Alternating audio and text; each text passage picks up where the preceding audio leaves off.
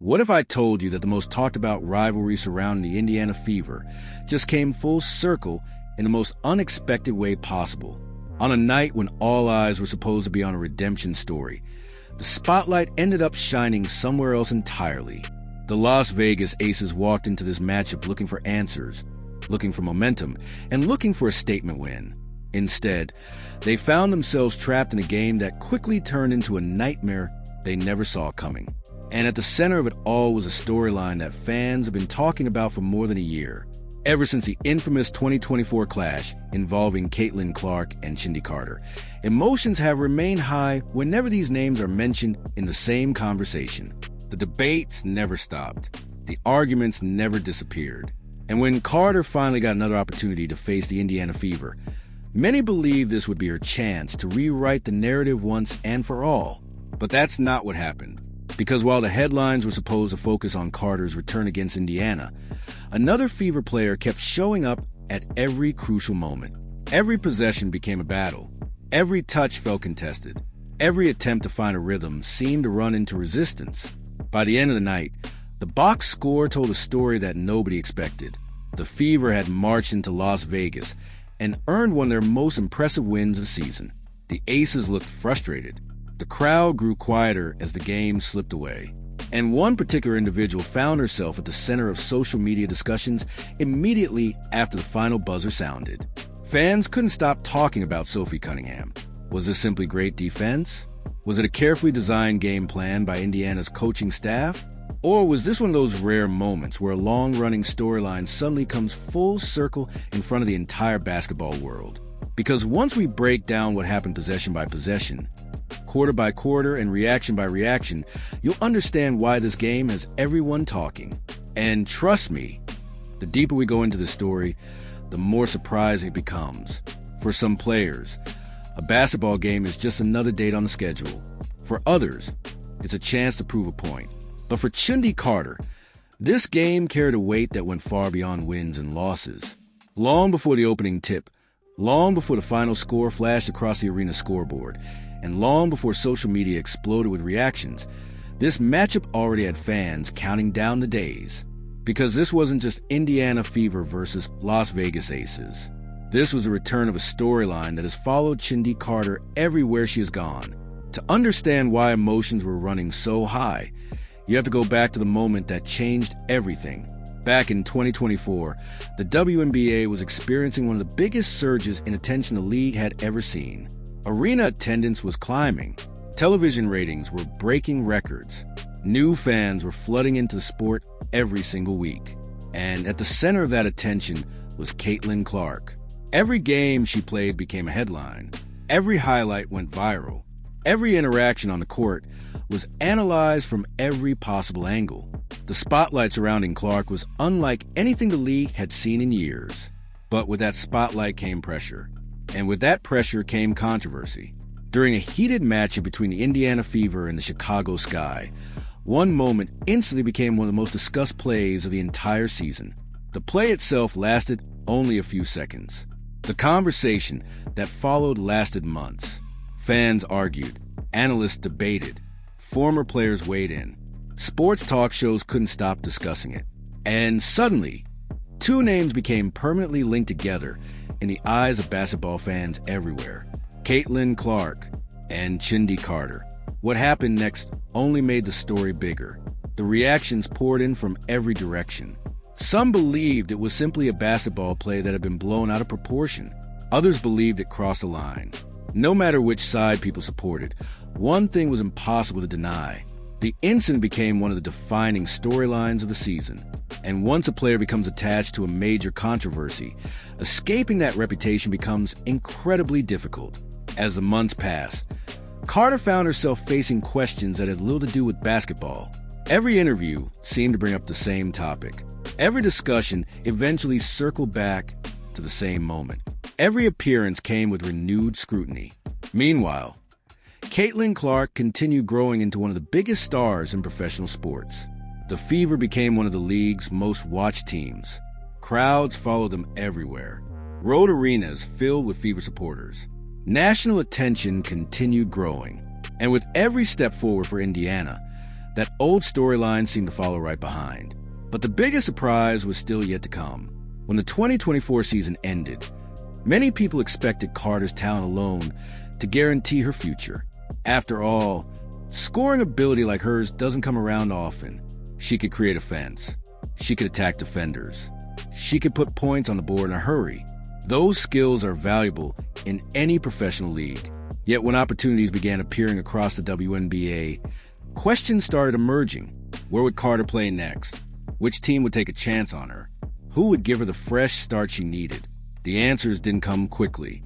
Weeks turned into months. Months turned into uncertainty. And suddenly, one of the league's most talented scorers found herself looking for a path forward. Instead of continuing her career under the bright lights of the WNBA, Carter began taking her talents overseas. She continued playing.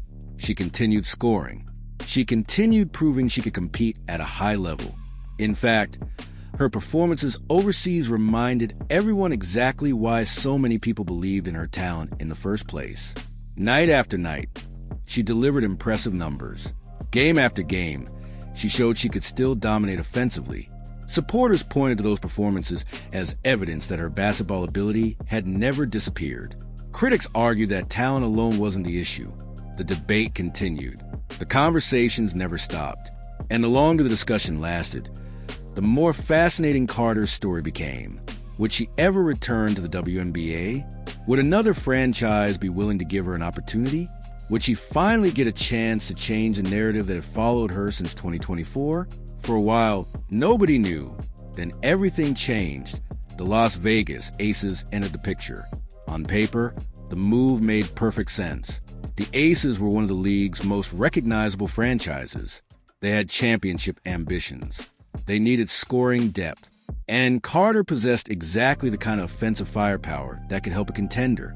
But the decision immediately sparked debate. Some fans celebrated the move. Others questioned it. Sports commentators began discussing whether this would become one of the biggest comeback stories in recent WNBA history. Could Carter silence the criticism? Could she rebuild her reputation? Could she remind everyone why she was once considered one of the league's most dangerous scorers? For the first time in a long time, optimism started replacing doubt. The opportunity was finally here. The fresh start had arrived. The comeback story appeared ready to begin. But there was one detail that made everything even more dramatic. One detail that transformed an ordinary regular season matchup into must-watch television. The team standing on the opposite side of the court wasn't just any opponent. It was the Indiana Fever, the same franchise connected to the most talked-about chapter of Carter's career. The same organization whose fan base had never forgotten the controversy. The same team carrying one of the biggest spotlights in professional basketball. Suddenly, this wasn't just another game. It wasn't just another appearance. It wasn't just another chance to score points. It became a test of growth, a test of resilience, a test of whether the past would continue defining the future. Adding even more intrigue to the situation was the emergence of Sophie Cunningham as one of Indiana's emotional leaders. Over time, Cunningham had developed a reputation for bringing energy, toughness, and intensity whenever she stepped onto the court. She wasn't interested in backing down. She wasn't interested in avoiding physical battles. And she certainly wasn't interested in making life easy for opponents. That mentality made her a fan favorite. It also made her one of the most talked about players on the Fever roster. As anticipation built toward this matchup, fans began connecting all the dots. The history, the controversy, the comeback attempt, the Fever, the Aces, the emotions, the pressure. Everything seemed to be building toward one unforgettable night. What nobody realized was just how quickly the story would take an unexpected turn. Because when the game finally began, the narrative everyone expected to see wasn't the one that unfolded. And by the time the final buzzer sounded, basketball fans everywhere were asking the same question. Was this the beginning of Chennedy Carter's redemption story? Or the start of an entirely new chapter nobody saw coming? By the time the second half began, nobody inside the arena had any idea they were about to witness the moment that would completely change the conversation surrounding this game. For the first 20 minutes, everything felt balanced. Neither team could create separation. Neither team looked dominant. Every possession mattered. Every basket felt important. The Indiana Fever and Las Vegas Aces spent the entire first half trading punches, matching each other shot for shot and answer for answer. The scoreboard reflected it perfectly. A one-point game, a razor-thin margin, a contest that could swing in either direction at any moment. For Las Vegas, there was still plenty of reason for optimism. Despite missing key firepower, they remained within striking distance. Despite Indiana's energy, they were still right there. And perhaps most importantly, Chennedy Carter still had an entire half to make her impact. After all, this was exactly why the Aces had brought her in. She wasn't signed to sit quietly on the bench. She wasn't brought in to disappear during pressure moments. She was supposed to provide instant offense, explosive scoring, momentum-changing plays, the kind of spark that can flip a game in just a few possessions. The opportunity was sitting right in front of her. The stage was set. The spotlight was waiting. But then something unexpected happened. The game restarted. And almost immediately, Indiana looked like a completely different team. The Fever came out of halftime with an intensity that Las Vegas simply couldn't match. Suddenly, every loose ball belonged to Indiana. Every defensive rotation seemed sharper. Every rebound felt contested. Every possession became harder for the Aces. The energy shift was impossible to ignore. Fans could feel it. Commentators noticed it. Even the players seemed to recognize it. Something had changed. And whatever it was, Las Vegas didn't have an answer. The turning point arrived early in the third quarter. What had been a close game suddenly became a race. And Indiana was sprinting ahead, possession after possession. The Fever started stacking successful plays together. A defensive stop, a fast break opportunity, another stop, another basket, then another. Before anyone could fully process what was happening, Indiana had grabbed control of the game. The crowd that had expected a battle was now watching momentum shift entirely toward the visitors. And at the center of that surge stood Kelsey Mitchell. Every time Las Vegas desperately needed a stop, Mitchell found a way to break through. Every time the Aces looked ready to respond, Mitchell answered first. Her aggression became relentless. Her confidence grew with every possession. The more pressure the game created, the more comfortable she seemed. Meanwhile, Las Vegas began showing signs of frustration. Missed shots started piling up. Open looks refused to fall. The offensive rhythm they desperately needed never appeared. And while all of this was happening, another battle was quietly unfolding away from the spotlight. A battle that would eventually become one of the biggest talking points of the entire night. Every time Chennedy Carter checked into the game, she found herself facing the same challenge. Sophie Cunningham. Again, and again, and again. At first, it didn't seem unusual. Basketball is full of defensive assignments. Players guard players. That's normal. But as the game continued, something started becoming obvious. Cunningham wasn't merely defending Carter. She was making every possession difficult. Every catch felt contested. Every movement required effort. Every attempt to create space turned into a battle, instead of finding offensive rhythm. Carter was constantly being forced to work. The result wasn't dramatic in a single moment. There wasn't one giant play. There wasn't one viral highlight. There wasn't one explosive confrontation. Instead, it was something much more frustrating. Nothing came easily. And in basketball, sometimes that's even worse. Possession after possession, Indiana refused to allow Las Vegas any comfort. The Fever's defense kept squeezing tighter. The pressure kept building. The opportunities kept shrinking. Meanwhile, the scoreboard continued moving in the wrong direction for the Aces. What made the situation even more surprising was the contrast between expectation and reality. Coming into the game, many fans expected Carter to play a major role. With key scoring options unavailable, this looked like the perfect opportunity for her to step forward. The script seemed obvious. Big stage, big opportunity, big performance.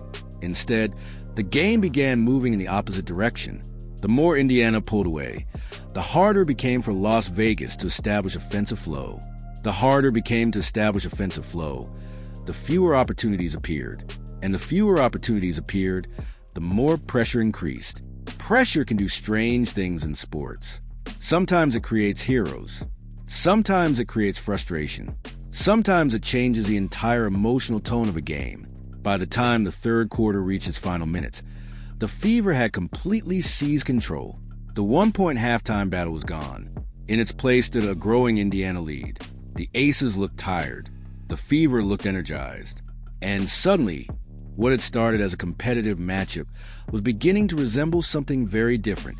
Then came the moment that nobody expected, not because it happened dramatically, but because it appeared on the stat sheet. A number, a single number, one that instantly changed the narrative surrounding the night. 0.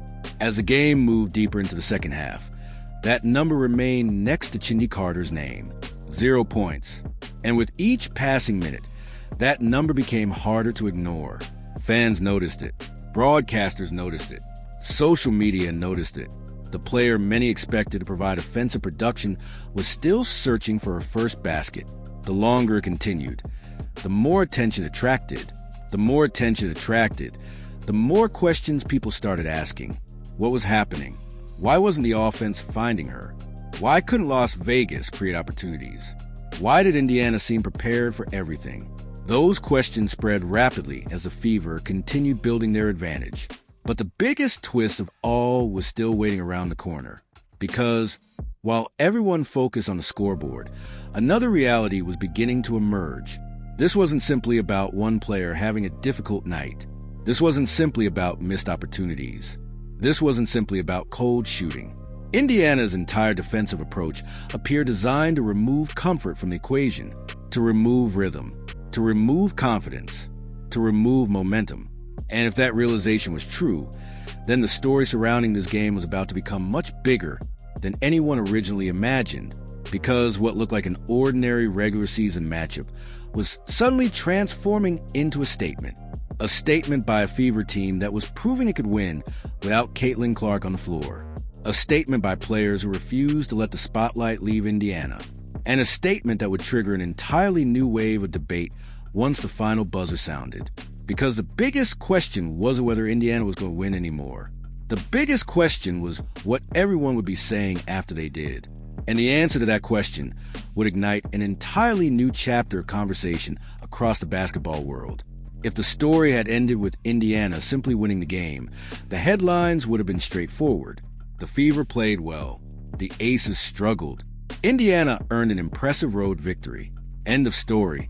But that's not what happened.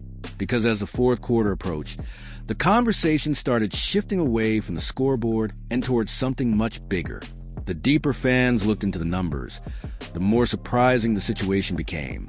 At first glance, the final score was impressive enough. Indiana was controlling the game. The Fever were executing on both ends of the floor. Las Vegas looked increasingly frustrated. But hidden underneath all of that was a statistic that immediately grabbed everyone's attention. Chennedy Carter still hadn't scored. Not 1 point. Not a single basket.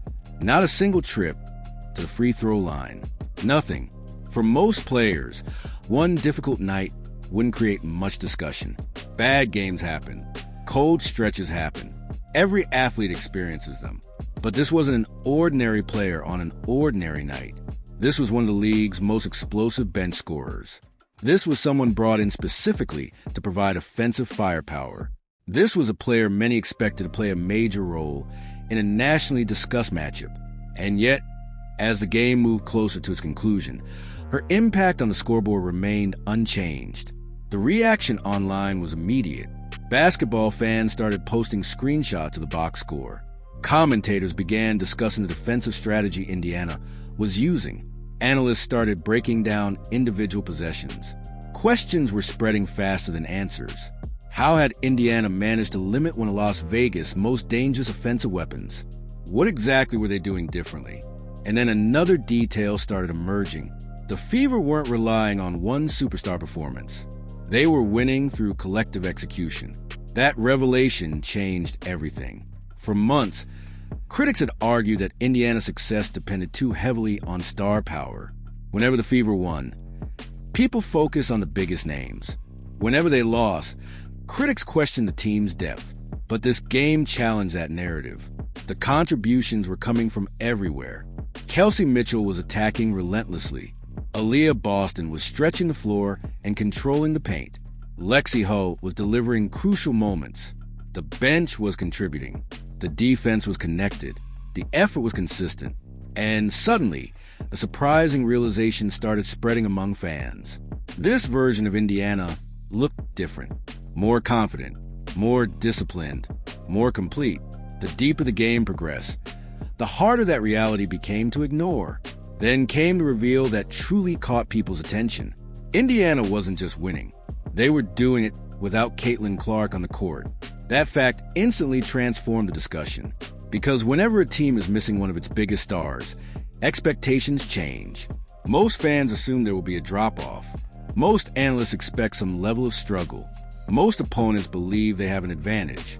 Instead, Indiana looked stronger with every passing quarter. The Fever weren't surviving. They were thriving. And that unexpected development immediately became one of the biggest talking points surrounding the game. Social media erupted with reactions. Some fans called it proof of Indiana's growth. Others argued it demonstrated the strength of the entire roster. Some praised the coaching staff. Others focused on the team's defensive commitment. Everyone seemed to have a different explanation, but everyone was talking about the same thing. Indiana looked dangerous, very dangerous. As the conversation continued growing, another layer of intrigue emerged. The Fever had entered one of the toughest environments in the league. Las Vegas had historically been a difficult place for Indiana to win. Road games against elite opponents are never easy. Yet, the Fever didn't look intimidated. They didn't look overwhelmed. They didn't look like a team hoping to escape with a lucky victory. They looked like a team expecting to win. That confidence showed in every possession. It showed in the defensive communication. It showed in the rebounding effort. It showed in the way they responded whenever Las Vegas attempted to create momentum. Every challenge was answered. Every run was stopped. Every opportunity was met with resistance. And that confidence only fueled the growing discussion online. Fans weren't just celebrating a victory anymore. They were asking a bigger question. What happens when Caitlin Clark returns? That question quickly became the center of the conversation. Because if Indiana could perform like this without one of the league's biggest stars, what would they look like once the roster was fully healthy? The possibilities immediately captured attention. Analysts began speculating. Supporters became increasingly excited. Opposing fan bases started paying attention. The discussion moved beyond one game. Now it was about the future. Now it was about potential. Now it was about what this team might become. And that's when the narrative surrounding Chennedy Carter took another unexpected turn. The focus was no longer entirely on her performance. Instead, attention started shifting toward what Indiana had accomplished as a group. What began as a story about one player's opportunity was transforming into a story about an entire team's evolution. The Fever had flipped the narrative completely, and perhaps that was the most shocking reveal of all. Coming into the night, many expected the spotlight to follow Carter. The anticipation surrounding her return had generated significant attention. The history between the fan bases remained a talking point. The matchup carried emotional weight. Everything seemed set up for her storyline to dominate the headlines. Instead, Indiana seized control of the conversation. The Fever became the story. Their defense became the story. Their depth became the story. Their resilience became the story. And by the time the final minutes arrived, the basketball world was looking at Indiana differently than it had before. The victory felt larger than a single result. It felt like a statement, a declaration that this team was developing into something far more serious than many people had expected. Yet, even as the celebration began, new questions were already forming. Questions that nobody could answer immediately. Could Indiana maintain this level of play? Would the chemistry remain this strong once the roster was fully healthy? Could they continue winning against elite competition? And perhaps most importantly, had the rest of the league just received a warning? Because if this performance was a glimpse of Indiana's future, then every contender in the WNBA suddenly had a reason to pay attention. The Fever had walked into Las Vegas and delivered one of their most convincing performances of the season. But judging by the reaction spreading across the basketball world, the real impact of this game might not be felt until much later. And that realization was creating a brand new wave of excitement, speculation, and debate that was only just beginning. The final buzzer had barely sounded before the reactions started pouring in. At first, it was just a few posts, a few comments, a few fans celebrating Indiana's road victory. But within minutes, the conversation exploded across basketball communities. Everyone seemed to be talking about the same game, the same result, the same unexpected performance. And most importantly, the same question: how did Indiana walk into Las Vegas and dominate one of the league's most respected teams without Caitlin Clark on the floor? The debate spread rapidly. Some fans focused on Kelsey Mitchell's scoring outburst. Others praised Aaliyah Boston's all-around performance. Many pointed toward Indiana's defensive intensity. But one topic kept surfacing over and over again: the Fever's ability to completely disrupt Las Vegas' offensive rhythm. That discussion quickly became one of the hottest topics of the night. Basketball forums lit up with reactions, comment sections filled with arguments. Fans on both sides rushed to defend their favorite players. Supporters of Indiana called the game a statement victory. Critics insisted it was only one regular season matchup. Neither side seemed willing to back down, and that only made the conversation bigger. As more people examined the box score, attention shifted toward one of the most surprising statistical storylines of the night: Chennedy Carter's scoreless performance. The numbers immediately became a talking point, not because one game defines a player's season, but because expectations had been so high entering the matchup. Fans had expected impact. They had expected offense. They had expected a spark. Instead, they saw a difficult night against an Indiana defense that refused to give anything away. Predictably, reactions were split. One side argued that every player experiences off nights. Another side praised Indiana's defensive execution, improved communication on defense. Several analysts pointed to the rebounding advantage as one of the biggest reasons Indiana controlled the game. The deeper experts looked into performance, the more impressive it appeared. It wasn't just one player carrying the load. It wasn't one hot shooting performance. It wasn't a lucky stretch. It looked organized, intentional, sustainable. That distinction mattered, because teams capable of winning through multiple contributors are often the teams that become dangerous later in the season. As that discussion gained momentum, another topic began dominating basketball media: the Fever's growing depth. For months, questions had surrounded Indiana's supporting cast. Could the role players consistently contribute? Could the team remain competitive when key stars were unavailable? Could the roster handle adversity? Against Las Vegas, many observers believe they received an answer. The supporting pieces stepped up. The bench contributed meaningful minutes. The defense remained connected. The effort level never dropped. Suddenly, national basketball conversations were focusing on Indiana's overall roster strength rather than just individual star power. That shift in perception represented a significant development, especially for a team trying to establish itself as a legitimate contender. The excitement wasn't limited to analysts. Current and former players also weighed in. Many praised the Fever's energy. Others highlighted the team's toughness. Several pointed toward the chemistry visible throughout the game. One recurring observation kept appearing: Indiana looked comfortable playing together. Not forced, not hesitant, comfortable. That chemistry became another major talking point, because championship-level teams rarely rely on talent alone. They rely on trust, communication, consistency. And on this particular night, Indiana appeared to possess all three. Meanwhile, supporters of the Aces tried to add context to the result. Some pointed to injuries. Others referenced fatigue. Several mentioned the challenges of maintaining energy during a long season. Those arguments generated their own discussions. And while opinions differed, most people agreed on one thing: Indiana had earned the victory. No controversy, no excuses, no lucky breaks. The Fever simply played better basketball. As the hours passed, the game continued generating headlines. Articles were published. Highlights circulated.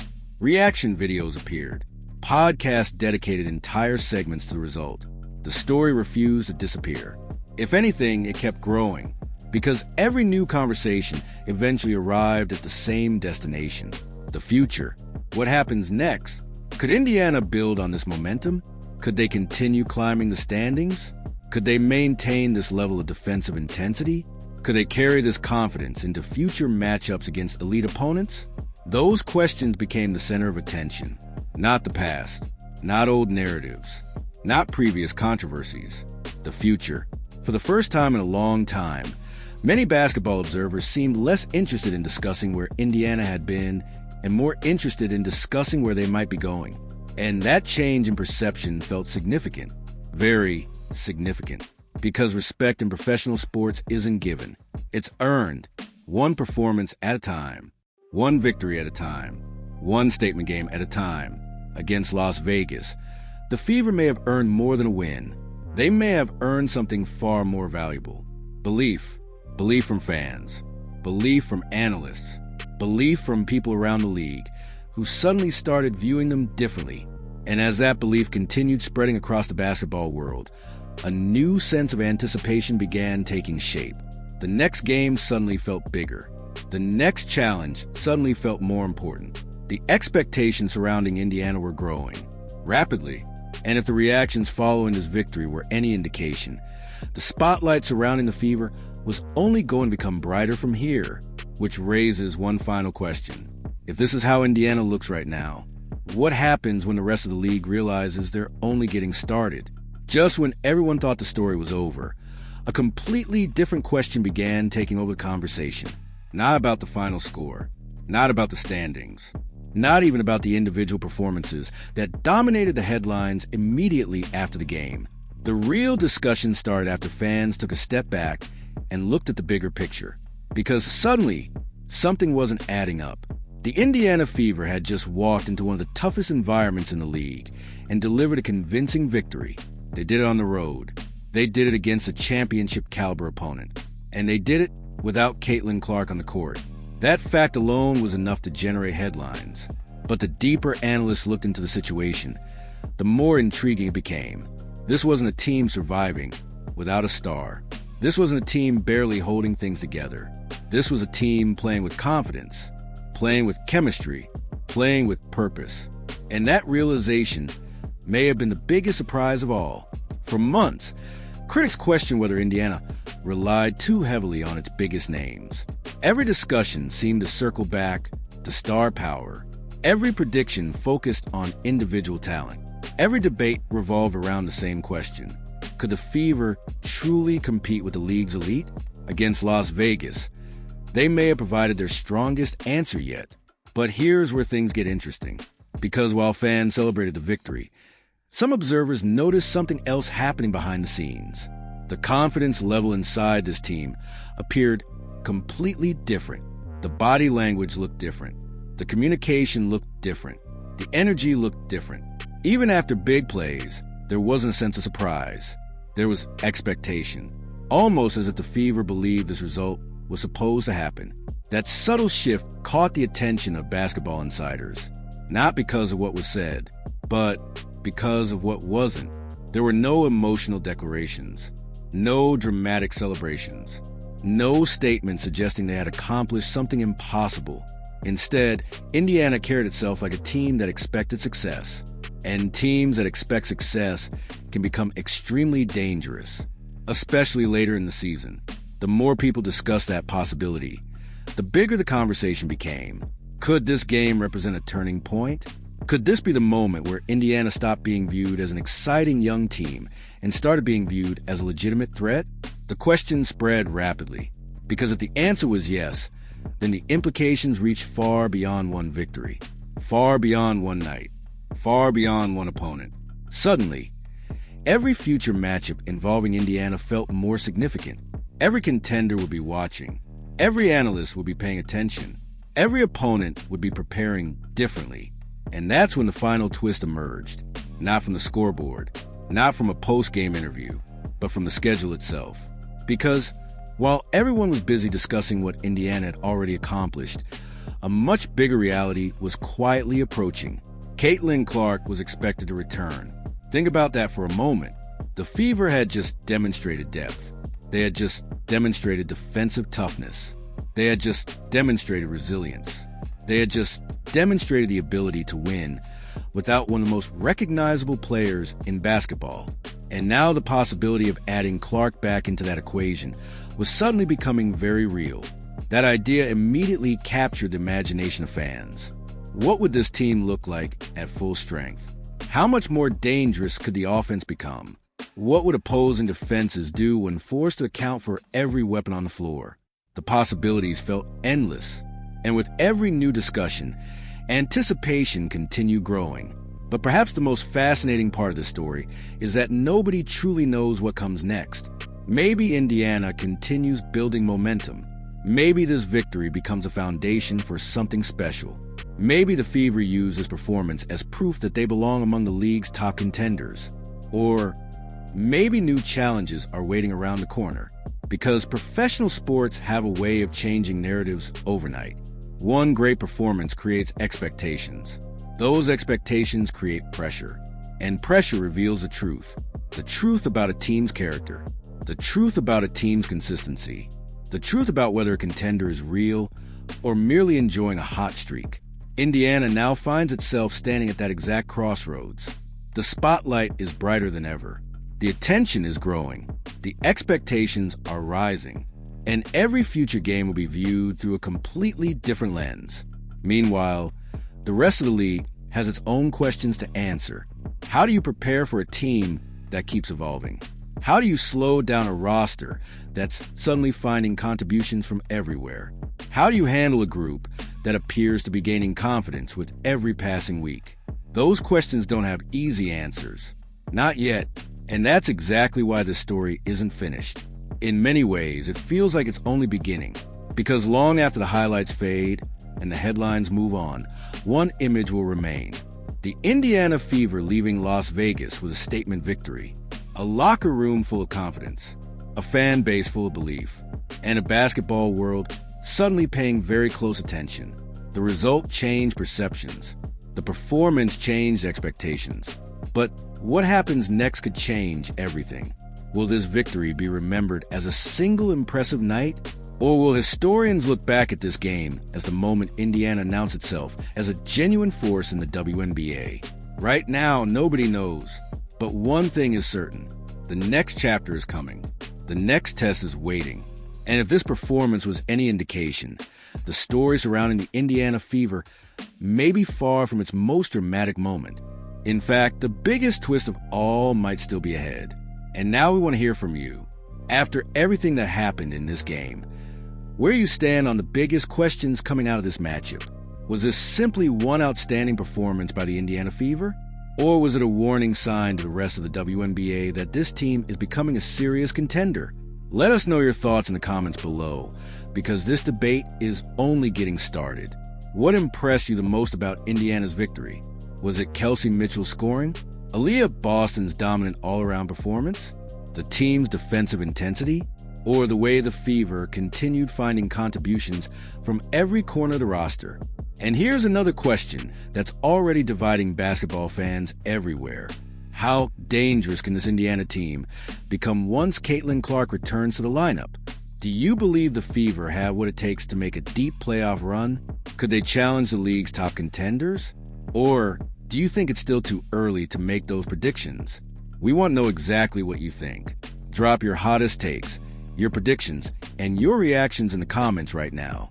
And if you enjoyed this breakdown, make sure you hit that like button, because it helps more basketball fans discover the channel and join the conversation. Don't forget to subscribe and turn on notifications so you never miss our latest WNBA coverage, game breakdowns, and biggest basketball stories.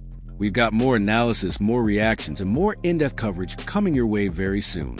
Trust us, you won't want to miss what's coming next, because the Fever season is getting more interesting with every game.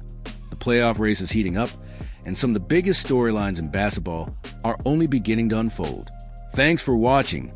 Thanks for being part of the community, and we'll see you in the next video.